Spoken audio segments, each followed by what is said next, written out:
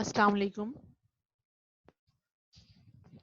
आज आप लोगों ने जो टॉपिक स्टडी करना है that is nomenclature of alkenes and alkynes.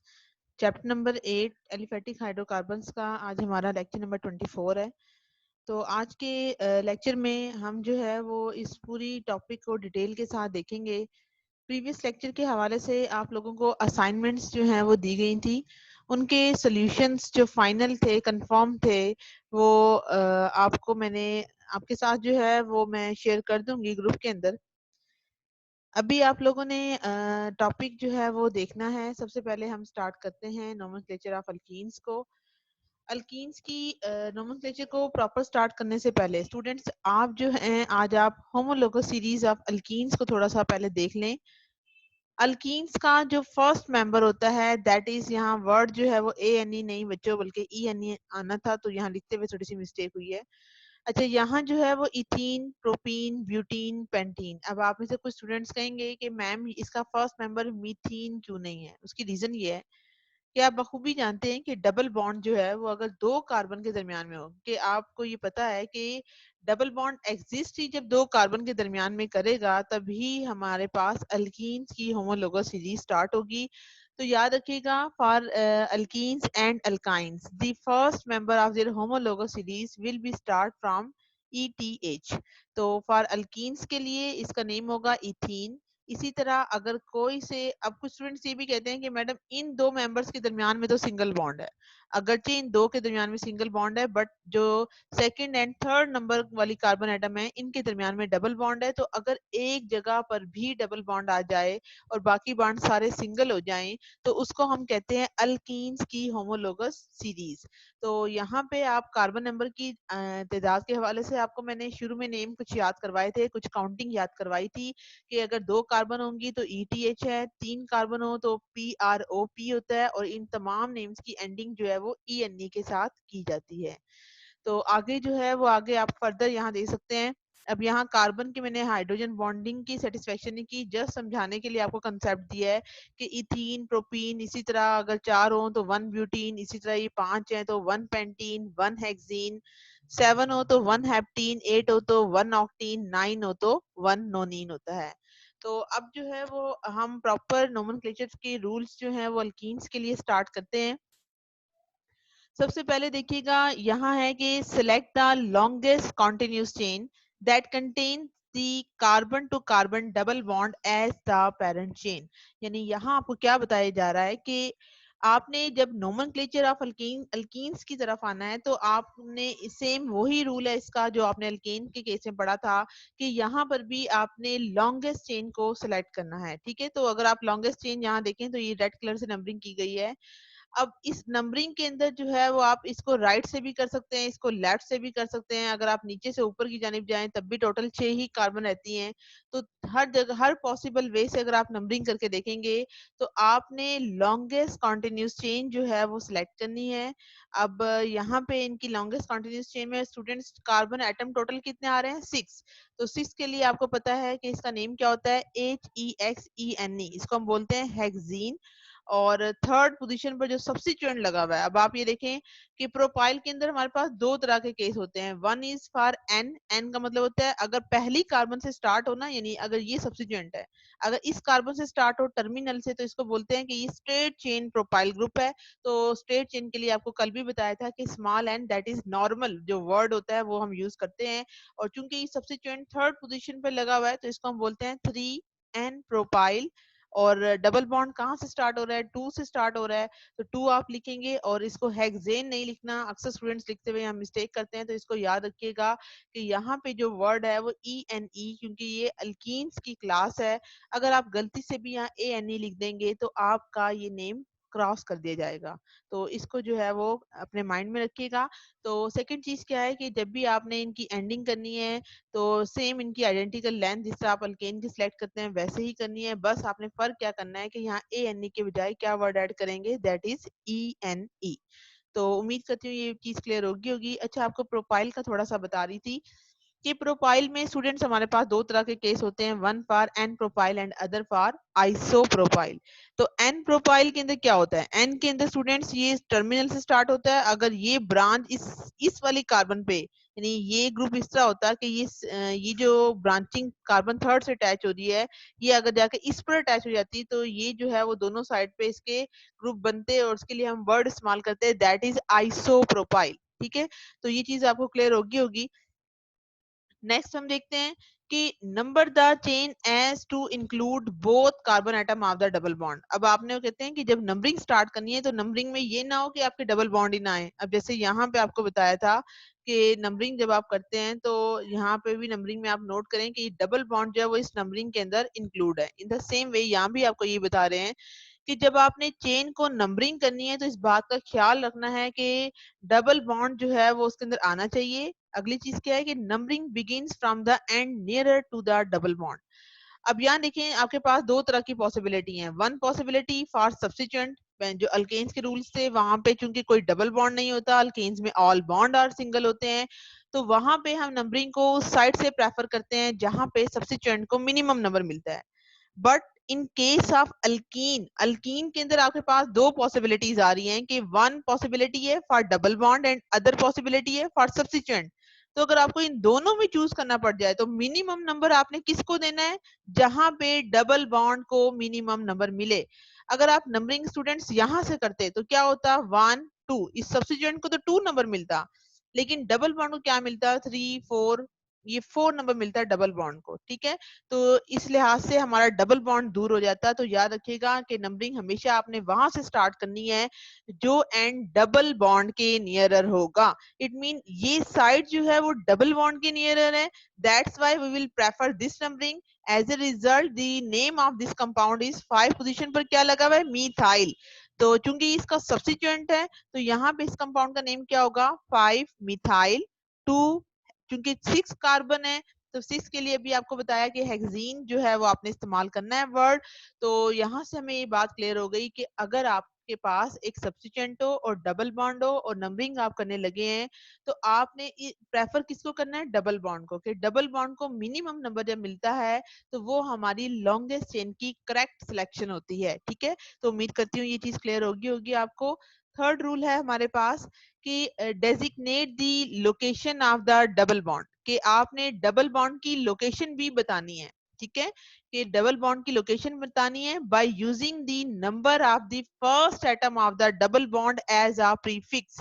Prefix का मतलब होता है पहले, यानी डबल बॉन्ड जहां से स्टार्ट हो रहा है, फर्स्ट की आपने नंबरिंग यहां से स्टार्ट की तो जो पहला एटम होगा डबल बॉन्ड में, अब ये देखें ये कार्बन 1 है ये कार्बन 2 है, तो आपने कार्बन 2 के लिहाज से इसको 2 ब्यूटीन ही बोल देना। ठीक है, कि आपने जब डबल बॉन्ड का नेम लिखना है तो डबल बॉन्ड की लोकेशन भी डिस्क्राइब करनी है और लोकेशन में आपने जो इसका फर्स्ट वन वाला एटम होगा इसके हवाले से आपने बात करनी है। क्योंकि ये फर्स्ट वाला एटम कार्बन नंबर 1 के ऊपर है तो ये वहां यहाँ से नंबरिंग स्टार्ट होगी, तो जहां से नंबरिंग फर्स्ट आइटम के हवाले से स्टार्ट होगी वो इसका नेम होगा and the name of this compound is 1 butene.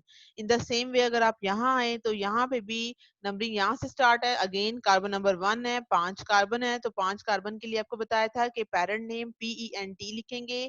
क्योंकि ये अल्कीन की क्लास है तो एंडिंग ENE से होगी। और डबल बॉन्ड कहाँ से स्टार्ट हो रहा है, आपका 1 पोजीशन से स्टार्ट हो रहा है, तो the name of this compound is 1 pentene. उसके बाद स्टूडेंट रूल नंबर 4 है हमारे पास कि indicate the location of the substituent groups by the number of the carbon atom to which they are attached. यानी आपने करना क्या है कि एक तो आपने डबल बॉन्ड की लोकेशन बतानी है, अगला रूल वही है कि आपने फिर सब्स्टिट्यूएंट की लोकेशन भी बतानी है। यानी सिर्फ डबल बॉन्ड को नंबरिंग नहीं दे देनी। पहले आप क्या करें कि आप पहले जब भी नेम करने लगे तो सबसे पहले आप नंबरिंग क्या करें, नंबरिंग करने से आपको पता चल जाता है कि सब्स्टिट्यूएंट की साइड पे अटैच है और डबल बॉन्ड की साइड पर अटैच है। इट मीन टोटल 4 कार्बन है तो 4 कार्बन के लिए एंडिंग आप क्या करेंगे स्टूडेंट्स, BUT लिखेंगे, क्योंकि डबल बॉन्ड आ रहा है तो ENE आ जाएगा। और डबल बॉन्ड की अब आप नेक्स्ट स्टेप में क्या करोगे, पोजीशन डिस्क्राइब करोगे and the position of this double bond is 2 position. It mean the name of this compound is 2 butene while the substituent is attached at position number 2. Once again the name of this compound is 2 methyl 2 butene।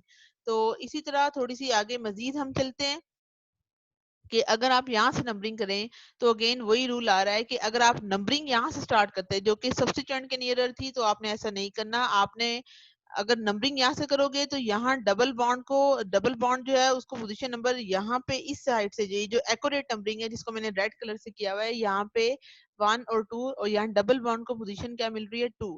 तो it mean इस compound का name क्या होगा 2 hexene. और अगर आप ये numbering यहाँ से करते तो इस सूरत में इसको नंबर क्या मिलना था 1 2 3 एंड 4। इट मीन यहाँ से डबल बॉन्ड को 4 नंबर मिलना था, जो कि पॉसिबल वे नहीं है, बिकॉज अभी हमने क्या बात की कि डबल बॉन्ड जो है उस साइड से नंबरिंग को प्रेफर कीजिए जहाँ पे डबल बॉन्ड को मिनिमम नंबर मिले। आपने सब्स्टिट्यूएंट की प्रेफरेंस नहीं देखनी, आपने अगेन जो है वो हमेशा से अल्कीन के केस के अंदर डबल बॉन्ड की लोकेशन को जो है वो माइंड में रखना है। तो इट मीन कि आपके पास ये सब्स्टिट्यूएंट किस किस पोजीशन पर अटैच है, एक सब्स्टिट्यूएंट 2 पोजीशन पे लगा हुआ है, नेक्स्ट सब्स्टिट्यूएंट 5 पे and third one substituent will also attach eight position number 5। तो the name of this compound is 2 5 5। तीनों ग्रुप सेम है तो इस कंपाउंड का नेम क्या होगा ट्राई मिथाइल। और डबल बॉन्ड किस पोजीशन पे लगा है 2 पे और 6 कार्बन है, तो the parent name of this compound is 2 5 5 tri methyl 2 hexene. उसके बाद स्टूडेंट्स रूल नंबर 5 है कि अगर आपके पास चेन के अंदर एक से ज्यादा डबल बॉन्ड हो, यहाँ देखें यहाँ पे एक ये डबल बॉन्ड है तो एक ये डबल बॉन्ड है, इट मीन डबल बॉन्ड कितनी दफा रिपीट हो रहे हैं 2 टाइम्स। तो 2 टाइम्स के लिए आप लगाओगे डाई। इसी तरह अगर 3 होते डबल बॉन्ड तो वहां हम लगाते ट्राई। इसी तरह अगर 4 होते तो टेट्राइन्स पेंटाइन्स यानी एंड सो ऑन, इससे चलता रहता। तो चूंकि हमारे पास पेरेंट नेम क्या है BUT आप लिखेंगे और इसके साथ आप ए का वर्ड ऐड करोगे ब्यूटा तक। और ब्यूटीन नहीं लिखना इसको, अगर आप खाली ब्यूटीन लिखते हैं तो इसका मतलब है उसमें एक बॉन्ड है।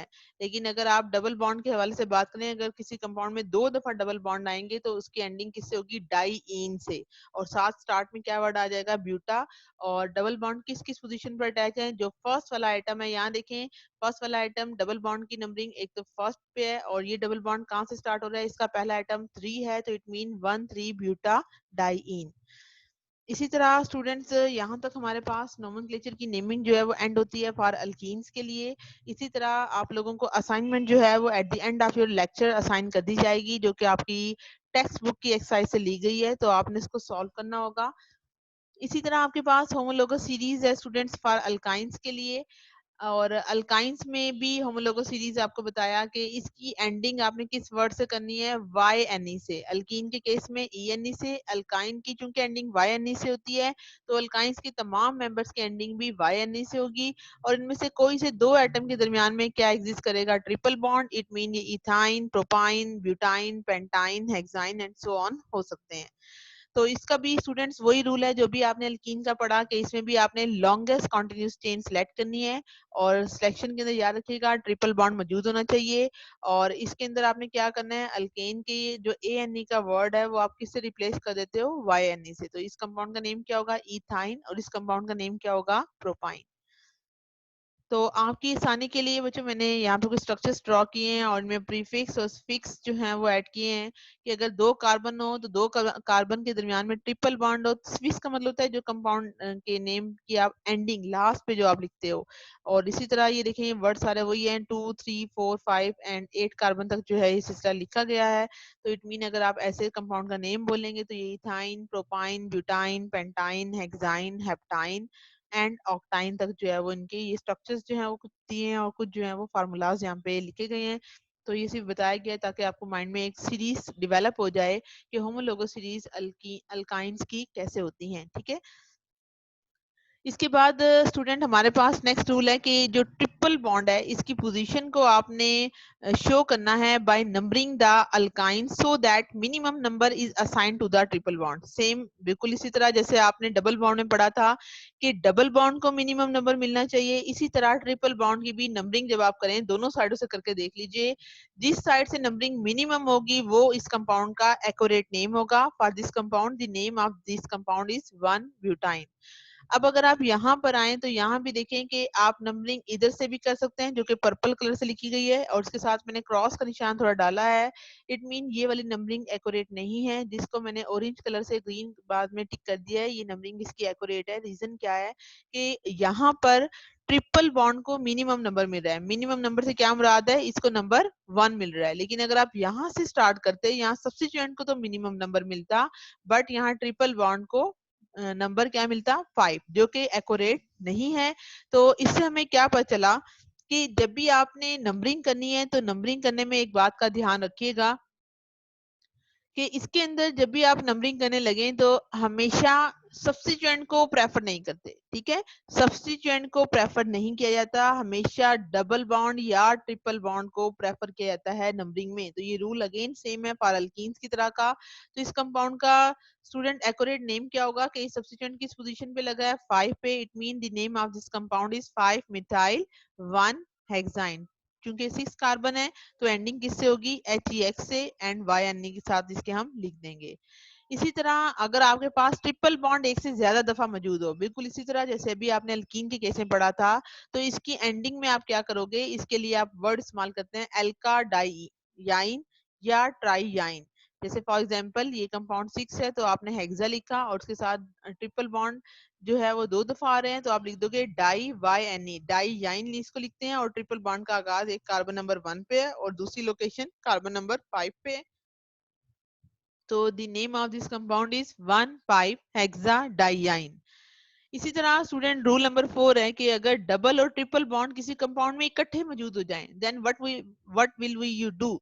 तो व्हाट विल वी डू, तो हम क्या करेंगे, हम ये करते हैं कि हमेशा आपने जब डबल और ट्रिपल बॉन्ड इकट्ठे मौजूद हो तो लास्ट वर्ड का ध्यान रखना है। आपने लास्ट वर्ड का कैसे ध्यान रखोगे कि एंडिंग इसकी YNE से होनी चाहिए, ठीक है।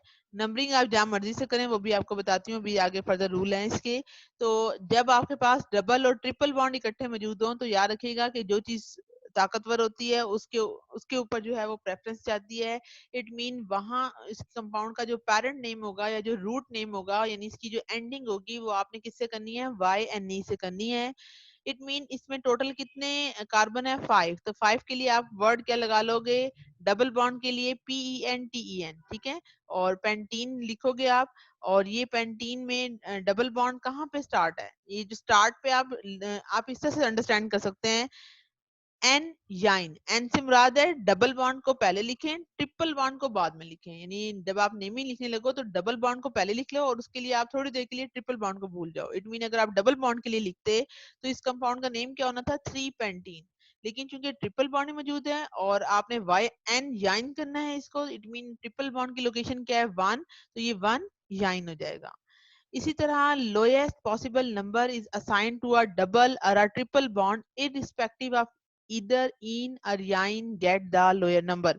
कि आप नंबरिंग करने लगे हैं जी, आया आप राइट से करें लेफ्ट से करें, आप जहां मर्जी से करें, सिर्फ एक बात का ख्याल रखें कि दोनों सूरतों में, चाहे वो डबल हो चाहे वो ट्रिपल हो, दोनों सूरतों में आपने लोएस्ट पॉसिबल नंबर जो है वो इस कंपाउंड को असाइन करना है। फर्ज किया कि अगर आप यहाँ से करते हैं तो यहाँ पे ट्रिपल बॉन्ड को 1 नंबर मिल रहा है, अगर आप यहाँ से करते हैं तो डबल बॉन्ड को 2 नंबर मिलता है। तो इट मीन इस साइड से लोकेशन दुरुस्त नहीं है, ये वाली लोकेशन दुरुस्त है।